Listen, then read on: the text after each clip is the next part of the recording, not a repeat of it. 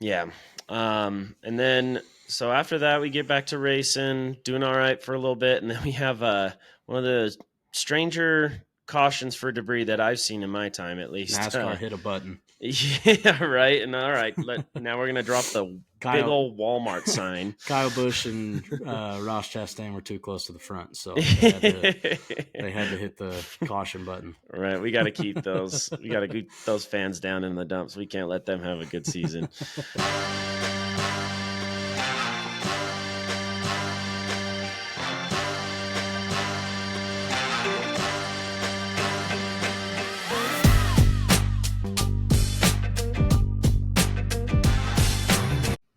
And welcome back to another episode of your favorite couch potatoes, a Redneck Boys edition. I am your host, Jay Cubs, and that is Big Country joining me as always. And you ready to get into some playoffs, baby? It was a crazy start, man. It really is. I'll tell you what. I said some things about our round of 12 locks on our grid, and I'm looking at it, and it's might not actually work out the way we thought about it. So. But before we get into that, just a couple of news things to talk about. One is that Martin Truex Jr., as we know, retiring from full-time Cup racing after this season, but he is going to reunite with his longtime crew chief, Cole Pern, who he won the championship with back in 2017 to run the Daytona 500. I did not hear in what car for who. I'm assuming he's going to stick with some kind of Toyota thing. But yeah, so at least we got him back for another Daytona 500, and hopefully he has better luck in that than he's had lately. Yeah, yeah, he's definitely had a very, very bad run to end his final season. And then another driver we got running an extra race is Kyle Larson. He is going to attempt the double yet again next year, run the Indy 500 as well as the Coke 600. And we can only hope that the weather doesn't interfere yet again, but based on how Sundays wherever NASCAR is, you know that probably won't happen. Yeah, no, I mean it's a NASCAR Sundays and the rain just absolutely love each other. So Hand in hand. Perfect. Yeah, but I think it's cool that Larson's he's going to try to take a shot again because I mean it sucks the way that he missed it. So right, and he was doing pretty good in both of those races too. So that'll be awesome to see if he can really show kind of how talented he is on a different scale as well. And then the biggest news I'd say, besides what actually happened in the race, is this 2311 thing. This was wild for me to hear and read about, but they are holding out on NASCAR's proposed charter agreement. And so is Front Row Motorsports, but 2311 is being way more vocal about it. Front Row is declining to comment on it, and then I'll just read the 2311's comment. They had said that NASCAR has consistently refused to deal with 2311 racing in these negotiations. We are David facing Goliath. NASCAR has a superior bargaining power and undue influence over the sport and the charter process. So, just coming right for their heads. I mean, geez, what are your thoughts on that? yeah, I mean, what is? I guess my question is like, what does this mean? Does that mean that NASCAR gets a cut from their? Obviously, NASCAR gets a cut from each team, but how does that work with the bargaining power? Like, are they just trying to take too much from their third charter? Like, do they have a contract through NASCAR with each charter they have? How does that work? I think when I was reading the article too, it is kind of, how much they're making off of this deal versus how much 2311 is. And I know even in the same thing, this 2311 spoke about how NASCAR almost bullied, the other teams that have signed this charter already. Trackhouse, RFK Racing, for example. And I even saw Brad came out and said that we didn't feel that way. I don't want to comment too much on the specifics, but we feel good about our deal with NASCAR or something like that. But yeah, so it's mainly kind of that kind of deal, like what NASCAR is taking from it versus what the team is getting. So yeah, it's just they're taking a stance. They think it's a little unfair, I guess, and they want to hold it. And I mean, team's got a lot of power, a lot of big fans. I feel like they're coming up. They got one of the most popular drivers, and then a driver that can race for the championship right now. So, speaking of Bubba Wallace, one of those, he said that this has impacted his ability to sign his new extension. I think everybody knows that he's going to stick with 2311, but it's just not like because this isn't going for 2311 or whatever, it's impacting his ability to sign an extension. Huh. Yeah. I mean, that's what. I mean, what I'm taking from that is that 23XI is making it's making too much money, I would say, and NASCAR is trying to take a bigger cut from that. Maybe that's how they're trying to do this. That's kind of what I'm reading from it, is that 2311 is on the rise, like you said, and like NASCAR is trying to take a bigger cut from them, is what it sounds like. Yeah, possibly. It's weird. I don't understand fully either, and it's there's definitely probably a lot behind the scenes that nobody knows about quite yet, and see what ends up happening. I mean, it seems weird that 2311 would hold out so long that they wouldn't get a third car. I feel like they definitely are going to want to have that. So I wonder what will happen. We'll have to see. We'll keep you guys updated on what we do see. But let's get into it. Let's talk about Atlanta. So right off the bat, we've been talking about it all year. Like our championship favorite, we think the best driver in NASCAR consistently all year. Kyle Larson is the first guy to go out in this race. Nothing much happens until he was about lap 55, and Larson just lost it. I mean, he was wondering if a tire went down. He said on the radio, from what it looked like to me, none of that happened. He just kind of got into the corner in just a weird way. It wasn't like it wasn't like he took it too hard or anything. It just came out from him, and then he tried to maybe correct it, snapped, and just went straight into the wall, ending his day early in stage one. And then after the fact, Chase Briscoe, another playoff driver, gets collected, and his day is done as well in that wreck. Yeah, I mean, it looked like he was coming out of turn two, and he just had too much heat. Yeah, the way that the car snapped, it looked like a pop tire. I couldn't really tell. I mean, after he hit that wall, I mean, the car was toast anyway. So I Yeah. don't, unless you got like a really good view of it, which I don't think that. I mean, I don't think that the broadcast booth did a very good job of showing that.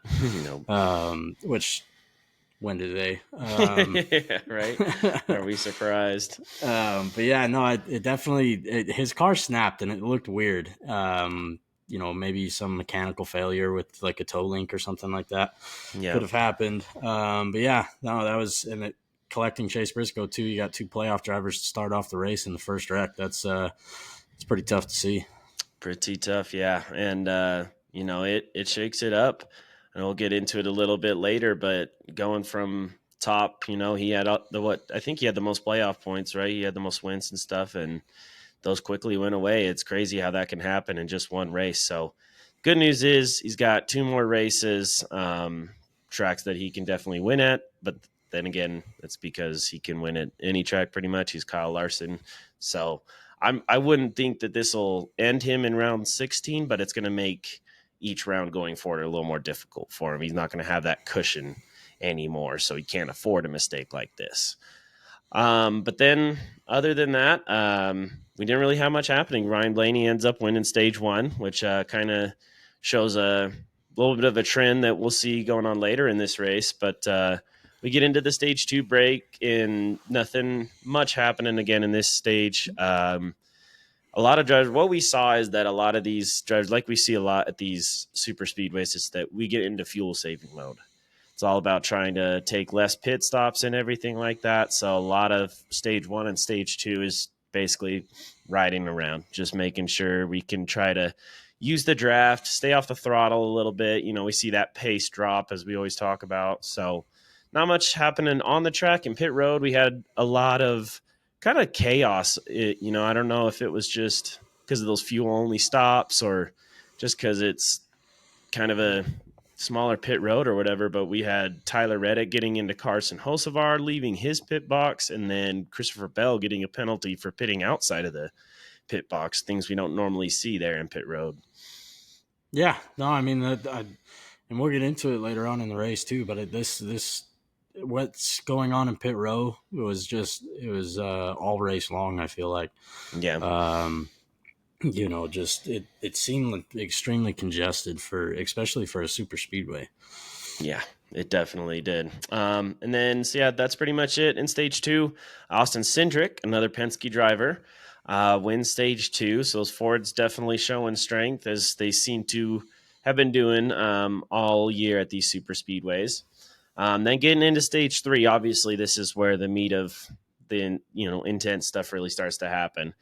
John Hunter Nemechek, bless that guy's soul. I mean, it just feels like it happens to him every week, especially at super speedways, spinning out on his own. I feel like he just lost it. I don't know if it's his fault or just kind of circumstances, but he ends up bringing out the first caution, which sets up a little bit more, like you said, chaos in pit road that we started to see all race. Suarez getting into Logano into the pits.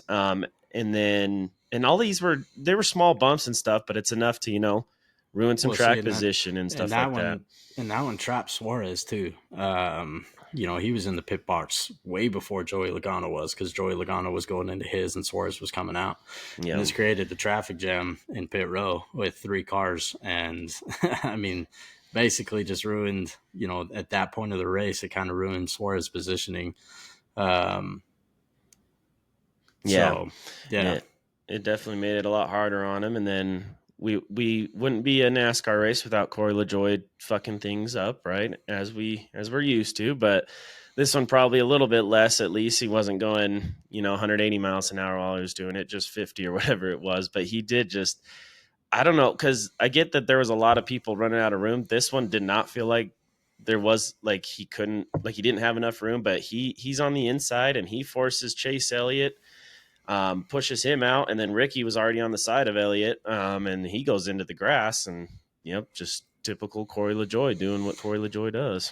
Well, and see, that's the funny thing too. Is like the only reason why I could see Corey LaJoy having to shove through that is other guys pitting in front of him, Mm-hmm. hitting their pit stalls. That's the only thing I could see that would make him do that. But when I watched, it looked like Corey LaJoy just kind of didn't notice Chase Elliott there or something. Right. You know what I mean? He Yeah. slowly. It's not like he snapped to get out of the way of somebody else getting out of their pit box or getting in their pit box. It just looked like he just slowly squeezed Chase Elliott. You Yeah, know what I mean? I agree. Yeah, and it just didn't make sense. Like, why are you doing that? But it's Corey LaJoy. We can't make much sense of it. And it's weird that he doesn't have a job going into next season. That's just funny to me. But Fucking weird. getting into it, the next thing that happened was Blaney getting into Truex on the backstretch after the 17. Kind of had a similar thing happen as Kyle Larson did, where he just kind of lost it coming out of 2.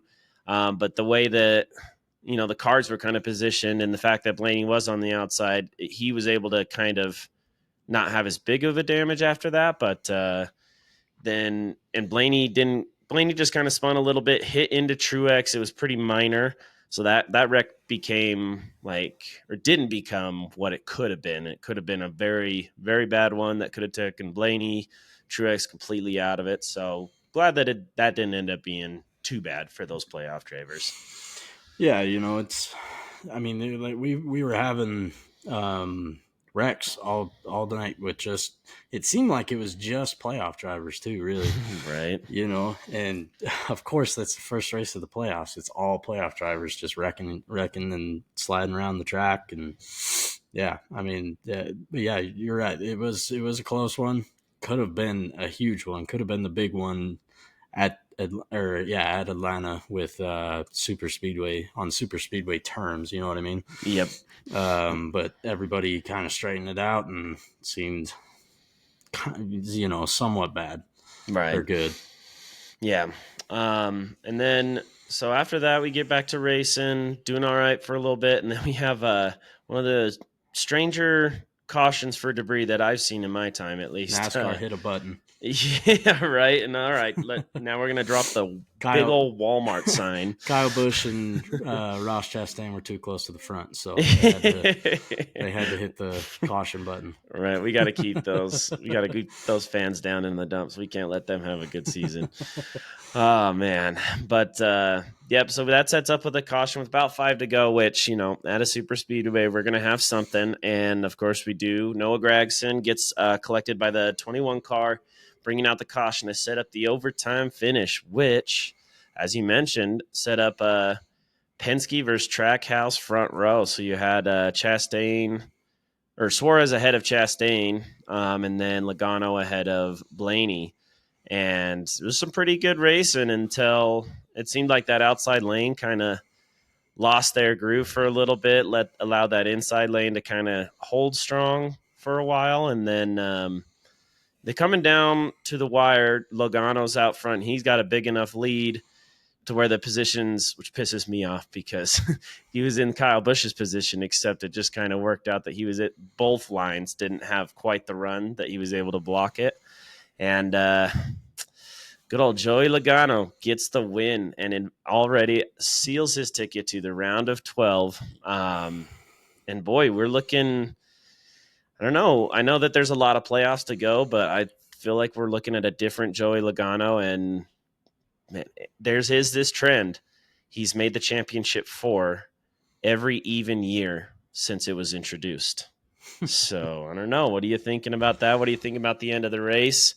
Kind of disappointed to see your Trackhouse line not have quite the run as maybe you would have hoped. Well, and that's the thing too. Like, I really thought that Chastain was, I do believe that Chastain was trying to help Suarez win that race, and and as teammates. And what it seemed like to me is Ross's wheels or his tires just seemed like they were gone. Because out of every single turn, like, he would catch up and then hit the turn, and then coming out of the turn would get loose. And then that happened for the last couple laps of that race. And it kind of left Suarez out to dry. He couldn't get the run out of the turns that, obviously you wanted, and Blaney and Logano were able to get. It just seemed like Chastain just couldn't hold his car, and that's what led to the Logano win, I feel like. Yep. And a very stupid finish with Joey Logano winning. Right. And then what somebody didn't mention too is, not to rub salt on the wound, but Chastain, like you said, getting loose into those turns, and he ended up hitting the wall, and then a couple guys getting into him, Bubba getting into him, causing more of a wreck. And then I think we had who was it? Bubba, Hamlin, Burton. So again, more playoff drivers there getting involved in the wreck, kind of ruining their day. But so we got a different kind of look going into the second race of the playoffs than we would thought. So just looking at the playoff standings now, Joey Logano, obviously, like I said, you win, you're in, so he's locked in. He doesn't have to worry too much about the next races, can use it just for some, maybe testing certain things and kind of take that pressure off. Blaney is up in second with a 45-point lead. Bell's got a 40. Byron and Reddick have 33 points apiece at fourth and fifth. Alex Bowman with a top 5 gets 27 points ahead. So does Cindric in seventh. Chase Elliott's got 24 points. Suarez gotten 22 with that second plate finish he's able to come home with. And then Kyle Larson, just kind of surprising, only a 15-point lead above the cut line. And then we got Denny Hamlin in 11th, 2 points ahead. Ty Gibbs, 1 point ahead. And then that would leave the 4 drivers on the bubble. Brad Keselowski with in 13th, 1 point behind. Harrison Burton, 16 points behind. Truex getting involved in that wreck, 19 points behind. And then Chase Briscoe, 21 points behind. So I know we kind of thought, it's not over for any of these drivers necessarily yet. Those gaps aren't unimaginable to overcome. But Brad, Truex getting out, Suarez maybe getting in with that good cushion. What are your thoughts on how that all shaked out there? Yeah, it's like you said, it's a different playoff picture than what we imagined it would be, especially with Larson wrecking so early. Briscoe, I mean, I kind of understand. I know that he got wrecked out a little early, but he came in with very little playoff points to begin with. So that's not surprising down there at the bottom. But yeah, I mean, I honestly wouldn't have called Joey Logano winning this race, which definitely threw a wrench into the whole playoff picture. It certainly did. And yeah, I know Briscoe was that one. I think we talked. We're like, I think we had the same 11, and then I had Briscoe. You had Bowman, I believe, in Yep. yours. So, like I said, still not over, but maybe my round of 12 is not looking as good as I thought it would be. But we still got lots of racing. We got a road track coming up, road course, sorry, with Watkins Glen. So we know guys like Byron, Reddick, and Larson are going to be strong there.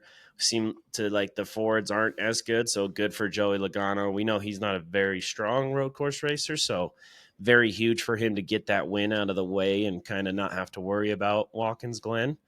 But yeah, and I mean, we know Suarez can run around there too, and Trackhouse has always been good at those road courses, so might be looking good for them there. Yeah, no, I mean, it's I think we're definitely set up for a really good playoff, I think, this year.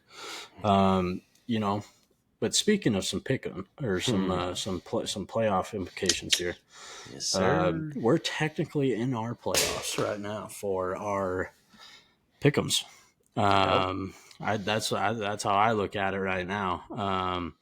We've got, so I'm just going to run through them real quick. We're going to run through the race finishes.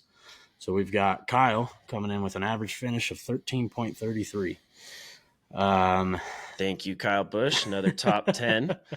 You remember, got to say it. If Kyle Busch gets a top 10, then we can talk about all the other finishes. But no. Yeah. All right. Yeah. Okay. Yeah. So Kyle comes in with his team at Kyle Busch, William Byron Hamlin finishes with a 13.33. I myself come in with an average finish of 25.33. Only because I took Larson, Yep. pretty solid pick most weeks. And then Busher and Ryan Blaney. So coming in with an average finish of 25.33. I am the loser of the week. And then we've got TJ coming in with Joey Logano, Brad Keselowski, and Daniel Suarez. So he gets the winner, the second place winner, and I don't even know where Brad Pitt finished. So Yeah, I was gonna say even if he didn't get the win, I mean he might have had like the best average finish. Why can I not see Brad Keselowski? Oh, there you go, 19th. Yeah, so he had 1, 2, and 19. He still would have had us there. yeah. So Yeah. his strategy, it's starting to work out a little bit, I guess, maybe because what are our standings looking like? It definitely is. So TJ comes out with the win, obviously, because he had Joey Logano this week. So the pick'em standings right now are Kyle at 43, me at 37, and TJ with the comeback at 37. Oh boy, that's like the first time all year he's not been in third outright. So we'll have to see. I don't know if his strategy, like I said, will work out at the road course, but it's getting closer. And 6 point cushion for me, pretty good. But still, we got 9 races left, so we're far from over. That's for sure. Yeah, no, I'm excited because this, like you said, it's coming down to the wire, but still got a few races left to go. So Awesome. Well, let's get into our favorite segment, the power rankings. And this is coming off the week that we're like, hey, maybe NASCAR's kind of finally leveling out their heads, making the right decisions, looking at this in a full season kind of a way. And then we have one super speedway race where things are expected to go all over the place. We don't expect guys like Kyle Larson and stuff to go out so early, but yeah, let's just get into it because I think we're back on our train, NASCAR. So obviously Harrison Burton staying at number 16, no surprise there. I think he's just a tier below, and then we had Chase Briscoe dropping 2 spots down. Again, not too surprised there, especially when you don't have a good race, albeit because you got caught up in something that wasn't your fault, but can make sense there. And then Martin Truex getting some terrible love, I guess. He drops 4 spots to 14th, which is his season low. And yeah, fit with the finish after of 35th. I mean, what are we? I think we said 7 of 8 last week. Make it 8 of 9 finishes of 24th or worst in the last. Yeah, 9 races. Races. Wow. My speaking is about as good as his track record over the last few weeks. You almost stumbled again. Yeah. Just take a breath, reset. But yeah, Truex down at 14. Yeah, no, I mean, this is, I think that all three of these kind of deserve to be where they're at. I mean, Harrison Burton down there at the bottom. You got Chase Briscoe, obviously unfortunate for what happened, but, he was kind of already at that bottom tier anyway. Yep. Truex obviously hasn't shown jack shit to finish the season, so we're kind of just waiting for. It seems like we're just kind of waiting for him to get knocked out at this point. It does. It definitely does. And one guy I'm surprised about, I get he didn't have the greatest finish. I think, like we said, 19th, but they dropped Brad Keselowski down 4 spots to 13th. And I mean, I don't know, like seeing some of the guys, I think Brad Keselowski has definitely been stronger, and I think that he can run some good races. Watkins Glen is one of his best all-time tracks. So I think we might be seeing a different story next week. But yeah, Brad dropping 4 spots, fair or foul in your opinion? I don't know. That's kind of a toss-up for me. I feel like. I mean, dropping 4 spots is pretty bad. I'm assuming he was probably collected in that final wreck. And then he might have been, yeah, but he still managed to finish 19th. It wasn't like he was back in 30th or anything like that. But I don't know. That seems weird. I know he was running up front for a lot of the day too. So I think I personally think it might be too far of a drop, especially when we talk about some of the other guys. I get that they had a good race, but I think looking at the big picture, we should be switching it up a little bit. Yeah. But Yeah. let's get out to number 12, which is Ty Gibbs dropping 1 spot. Not too crazy there. I think that's probably about a good spot for him. But then Denny Hamlin, right after we said, okay, boom, they got him back up to like kind of about where he was. I think he was in 4th last week. Denny Hamlin, number 11, dropping 7 to his season low after not having a really good race. I saw a lot of fans talking about how he was riding in the back to avoid the wrecks just to get involved in a wreck in the very last lap. But yeah, season low for Denny at number 11. And I get that he's only 2 points above the cut line, but I think we're going to see that he's going to find a way. I doubt Joe Gibbs Racing and that 11 team are going to slip up enough to get booted out of the round of 12. No, and I mean, this is the guy. This guy has been dominant too. I mean, pretty much all season long. It seems like when he wasn't dominant, he was just taking a break. That's what it kind of seemed like to me. And so I would say he's definitely the second best driver this season, and I don't think that he'll be knocked out this early. No, and I think I get dropping him a little. I know that he hasn't won a race since I can't remember when it was early on in the season, and I get that he didn't really show much strength here, but 7's a little too low. But speaking of the opposite of that, I guess Daniel Suarez up 4 spots into the top 10 for the first time this season with a strong run there at Atlanta and possibly being the one. Because imagine if that goes a little bit differently and Daniel Suarez is the first driver to bunch his ticket to the round of 12. Very possible. So I think I'd definitely still keep Denny Hamlin and Brad ahead of him, but I think you could put him ahead of the rest of the guys behind him. Yeah, and I mean, the only thing is that this is Daniel Suarez's track, it seems like. Because this is the track that he won at to make it into the playoffs. This is the track that he almost won to punch his ticket to the next round. And it just seems like Trackhouse and that team just has a really good idea of how that track works for his car. You know what I mean? Yeah. So I definitely think that maybe he gets moved up. I just feel like it might be a little too far. This is definitely, like I said, one of his favorite tracks. So right, yeah, and that's a great point. Thinking about that average finish of 1.5 at Atlanta, that's pretty good. pretty good for this season. Can't be too mad about that. They definitely got that track figured out. Now, talk about somebody that we've talked about maybe dropping a lot, Chase, or they should be. I don't know why, we use his name all season and have him in like the top 3, top 4, but Chase Elliott drops to number 9 after this week, down 3 spots. What are you thinking about that? Fair or foul there at that spot? See, I mean, where did he finish? Where did he finish this race? 8th place. 8th place. Yeah. See, and I don't know, dropping him 3 spots. He finished in the top 10. I mean, the back of the top 10 in the power rankings, I think, is fine with me. I definitely don't think Daniel Suarez should be over him. Denny Hamlin, I think, should be over him. But everybody else behind him, I think that's fine. Yeah. Well, I think the only thing I would say that maybe not be as fair is the 2 guys that are ahead of him.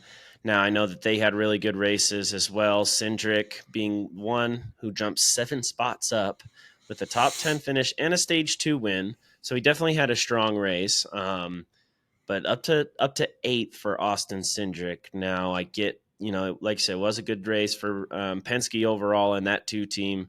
But he's not the 8th best. We're still looking. I guess he is 27 points. He got those stage points, so maybe that's kind of how NASCAR's looking at it. We're looking at the points and stuff, but I think I got Chase Elliott. I'd put Suarez ahead of him, just as far as like strength, and obviously Hamlin and Keselowski. So just kind of a drastic. I get bumping him up for sure. Maybe give him a 2, 3, 4 spot jump, but 7 is crazy. Yeah, no, and how are you going to bump him up to 8th and leave Daniel Suarez back at 10, the guy that took Right. 2nd place? You know what I mean? Yep. I know that Cindric got a stage win and his car looked pretty good in the 2nd stage, but can you really count much in the 2nd stage? Because that's when everybody's strategizing. That's when everybody's saving. That's that's when the guys that are going to actually try to go win the race. That's when they're kind of sitting back a little bit. You know what I mean? Then that's what I feel like stage 2 is like in every race. And so I just don't feel especially like super speedways too. Yeah. And I just feel like Austin Cindric I just don't think he deserves to get a 7+ bump. Well, and we're acting like 2. I know we're going to have Talladega in the round of 12, but the rest of the tracks, Watkins Glen, Bristol, Kansas, Charlotte, Vegas, Homestead, Martinsville, and Phoenix, they're not going to be, like this. We're talking about maybe that, guys like this, Cindric, Suarez, maybe even getting these stronger finishes. But when we go to tracks like that, we don't really see those guys much in the top 10 at all, if top 15, top 20, right? So that's like my thing. I get we're looking maybe at the points is what they're looking at, but I'm trying to look at who has a chance and, based on their season and everything to win this championship. So I wouldn't put Cindric that high. I'd give him a little bit of bump. And then same thing with number 7, Alex Bowman. Now he did get a top 5. So a good day for him, but like we talked about, he got that one win at Chicago, if that race even counts. And then I think he had a good finish the next week. But and then this is probably one of his, his 3rd best race maybe. And again, a guy that I would not expect to do very well at Watkins Glen and Bristol. So I don't know, I think a little bit too high for Bowman as well. Yeah, I definitely think so too. I mean, both of these guys, neither one of them really deserve to be in the top 10. Right. And you could put Brad in there. You could put Denny in there. I mean, you could even put Ty Gibbs in there, in all honesty. You know what I mean? Yeah. And take Austin and Alex out and just let those 3 fight for those last top 10 spots. Because I definitely don't think that either one of them deserved to be there. I mean, Bowman had a good race. Cindric had a good race. Like I said, the best part of Cindric's race was, I mean, he got a top 10 finish. I get that. But, the best part of Austin Cindric's race was stage 2. And Bowman, I didn't really even see much of Bowman really.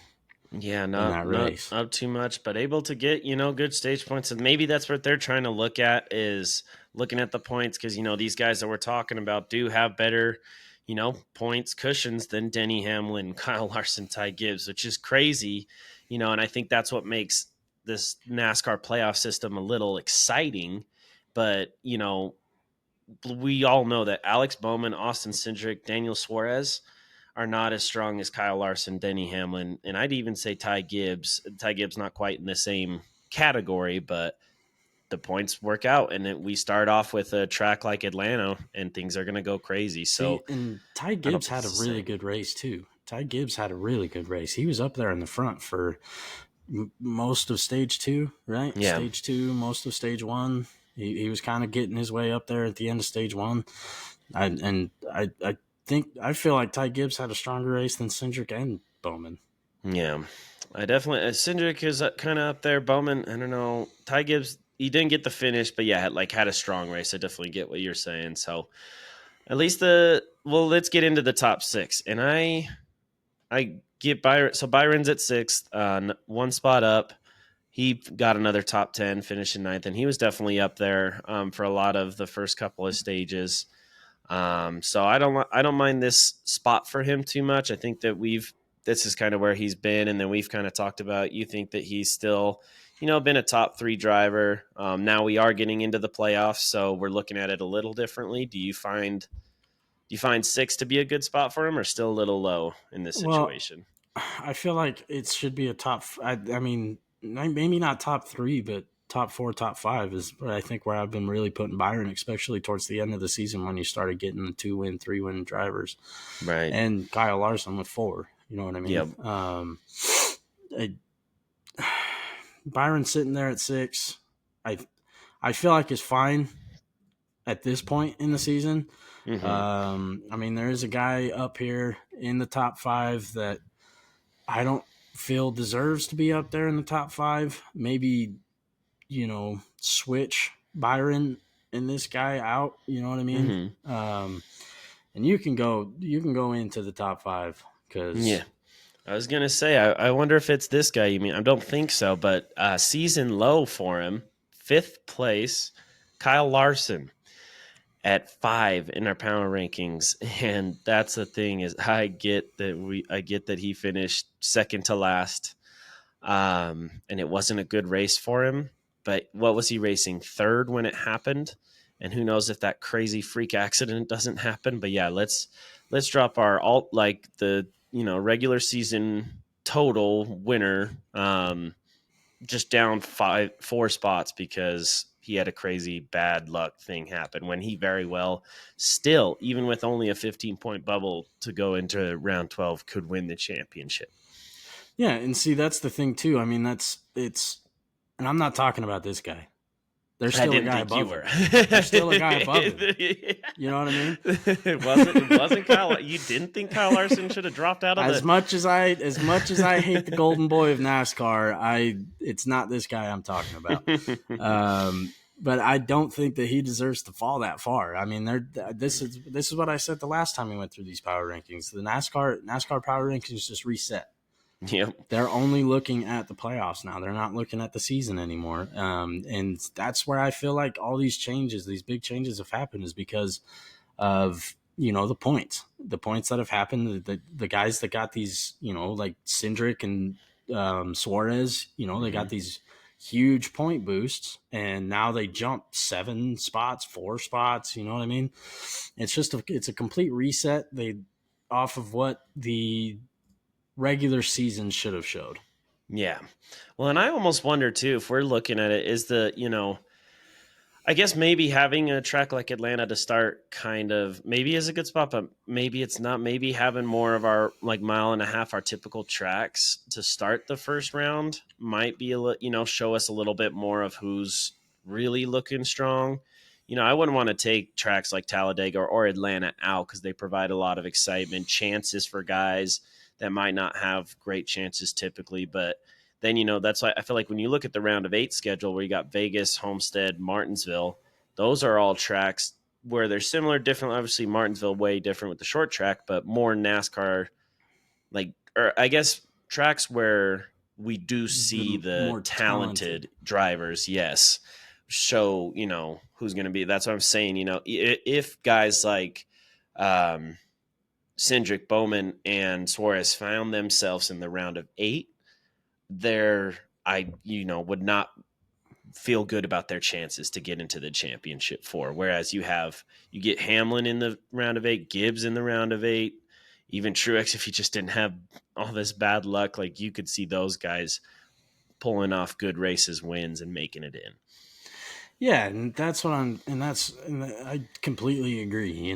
That's when you start getting into the round of 8, you start getting into those strategic tracks that that only the good drivers are going to be able to win at.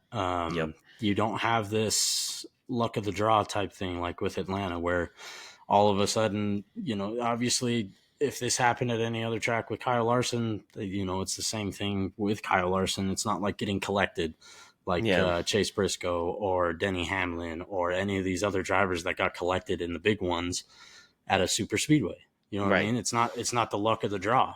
Yep. You got to go out there and you got to prove. You got to have good strategy. You got to have good team effort. And you got to drive. You got to really show, what you can do. But let's see. Let's try to find whoever you were talking about in this top 5 that maybe shouldn't be there. Let's go up to number 4, who's our race winner, Joey Logano, jumping up 4 spots. And so, yeah, it probably isn't this guy, right? Because Joey Logano's definitely been better than Kyle Larson this season, right? No, it's not this guy. No, I'm just fucking joking. It's definitely fucking Joey Logano. This guy this guy does not deserve to be in the top 5. I understand he got a race win, but this is what I'm fucking, screaming at the top of my lungs about. It's a reset of the power rankings, and I shouldn't be getting this upset about a damn power ranking, but Joey Logano doesn't deserve to be in the top 5 from his season. He does not deserve to be in the top 5. And like we were just talking about, Atlanta's it's a super speedway. Yep. It's the luck of the draw. Yeah. I can see maybe him creeping like his way up there, getting above. I mean, if you're going to put guys like Bowman and Cindric in the top, 7, 8, then I can see him being above those guys. But definitely Kyle Larson over Joey Logano. That's just one of the most hilarious. I'd never thought we would have said that, at any point. Now, if Logano made his way to the round of 8, round of 4, and, finds a way to win it, maybe you're getting an argument there, but that's still a lot of racing left. Kyle Larson's been week in, week out dominant. So, but I don't know about that. That's the other thing too, is because I told you last week that the Logano deserves to be where he was at, because I think he was at 7? I think 8. 8? Yeah. Mm-hmm. I think he deserved to be where he was at because of his experience in the playoffs. You know what I mean? With the whole reset of the playoffs, with the power rankings, Logano deserved to be in the top 10 because he had the experience of the playoffs. And so he's an experienced driver. He's a championship driver. He knows what the playoffs takes. Yep. Up past Kyle Larson, just because Kyle Larson wrecked and you won a race at Atlanta. At Atlanta. So stupid. Right. But then let's get into the top 3. Tyler Reddick dropping down another spot from last week into number 3. Now, I don't think that's too bad of a spot for him. I'm trying to look. Oh, I mean, he finished 6th, so him dropping ahead of, I'll just say, number 2, Christopher Bell, who finished 4th. So pretty similar races there. I think I would put Reddick over Bell, just because I think he's had a stronger, more consistent season. Now, I know Bell's got some more race wins, but I feel more confident about Reddick going into the playoffs. Just a tad, though. Just a tad. But yeah, what do you think about 2 and 3 there? Yeah, I don't know, man. I feel like they're both really toss-ups. I feel like Reddick had he had a really strong stint of the end of his season, but so did Christopher Bell. I mean, every time I see Christopher Bell up there in the top 5 at the end of a race, I feel like he can win it. But you get that same feeling from Tyler Reddick as well. So, but I think that this is fine solely for the fact that, Christopher Bell's actually finished his races. Yep. Obviously, like I just said, you could take both of them and say either one of these guys could win this race if they're in the top 5. Christopher Bell's actually done it. Yeah. So that's where I would put Christopher Bell over Reddick. Gotcha. Well, and let's get to number 1. The best driver for, I don't know. I can't even rationalize anything. Ryan Blaney. I know that he finished third and was up there towards the end, made his way back after being involved in that wreck. That's impressive. Blaney's been good, very good. He's got a strong chance. But yeah, we're just like flip flopping Larson and Ryan Blaney based off of this one race. I mean, come on now. I'm so ready to just walk away. I'm just the NASCAR power rankings just haven't made no sense all season, and like I said, I don't understand why I'm getting so fucking heated about this shit. Well, I feel like last But week we talked about like it's like okay, now we're looking into the playoffs, and we're only going based off these playoff drivers who even some of them we're talking about. Chastain and Bush, even especially towards the end, had better seasons than some of these playoff drivers, but they were able to find a way to kind of like luck their way into a win, like Cindric did. I don't know if you call Suarez like there's lucky and skill there.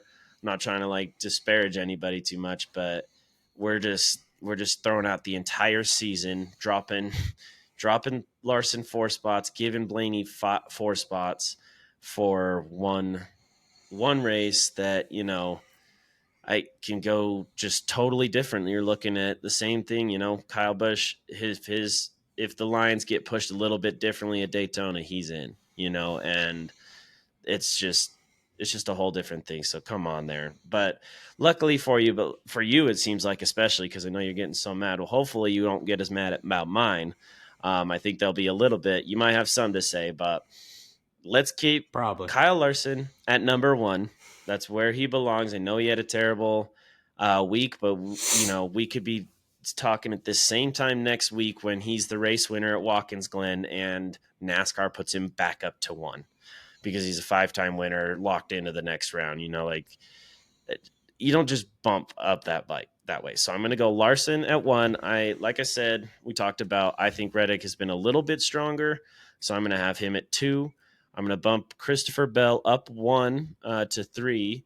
I will put Blaney up 2 and then Hamlin down 2 at number 5.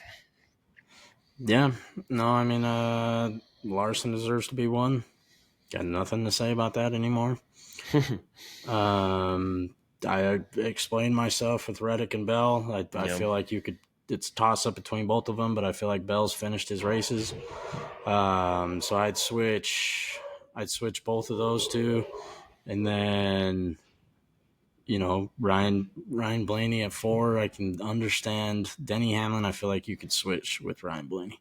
Just little flip flops there, but nothing too crazy there. I get you. I'll give Logano up to 6. I think he's going to deserve that bump up with the race win. Like I said, I think giving him a little bit is okay. I think I had him lower than NASCAR last week too. So, and then I'll put Byron down a couple of spots down to number 7. Chase Elliott at 8. So I don't know how this is possible, but I have Chase Elliott ranked higher than NASCAR in the power rankings. It actually happened. And then I'm going to put Brad at number 9 and Ty Gibbs at 10. Yeah. No, I mean, I got nothing against it. William Byron going to 7 is a little low, I feel like. But I like the rest of your top 10. Okay. Well, finish it out with the rest of the 6. Bowman at 11. Suarez I'll put at 12. And that was a toss-up. I feel like I could flip-flop either one of them there. I think they're pretty similar. I know Suarez had a little bit better of a race, obviously, had a chance at the win. If he gets the win, we have a different story. I'm going to put Martin Truex down to 13, Cindric at 14, Briscoe at 15, and then, yeah, of course, Burton at 16. Yeah, I got, like I said, I mean, I got nothing against it. I mean, maybe Truex. The problem is that Bowman and Suarez definitely had a better race. I don't know how they finished the season, but it's definitely better than Truex. Yeah, I mean, I So, don't know who. Maybe Burton is the only guy that has finished that can have a similar stat line as that. What 7 or 8 now? 8 out of 9 finishes worse than 24th. I'm sure Burton could do that, but not in the same way, obviously, that Truex has had. I So, think the only way that yeah. you can give Truex love there is just because of his name. Mm-hmm. And they're That's starting to it. lose it. I think that the thing is those. I mean, that speaks for yourself. 24th or worse in 8 of 9 races. So now that's officially the 2-month mark. That's just that's just tough. And I hate it for him. I got nothing against Truex. I've always kind of liked him, being former teammate with Kyle Busch at Joe Gibbs Racing. And even when he was with Furniture Row, like he just raced everybody kind of cleanly and did a lot with not a lot of equipment too. So hopefully, I do hope that he can figure it out. 19 points isn't, the end of the world. But the way his season's going, it seems like a tall task to get him out of that. So Yeah, and I might mean, be kind of sad to see him out of the first round of the playoffs, but also not surprising. he's a good road course driver. Oh yeah, what he was, So inches away, or not, maybe feet away from winning at Sonoma, and well, more like having that on his 150 feet before his gas tank ran out. But that was, we do have Watkins Glen, so maybe he gets a dub there and moves on. yeah, we'll have to see it. We will definitely keep our eye on it and let you guys know. Thank you guys again for joining us. Thank you, Big Country, as always. Hopefully, we're not as pissed about the power rankings next week, but something tells me we will be. So don't hold your breath on that one. Thank you guys again, as I said, for joining us. Make sure to check out the episodes dropping race day morning on YouTube and Spotify, and then check out our clips and show some love on the socials, Instagram, YouTube, and TikTok. Until then, we'll catch you next time on the couch. See ya.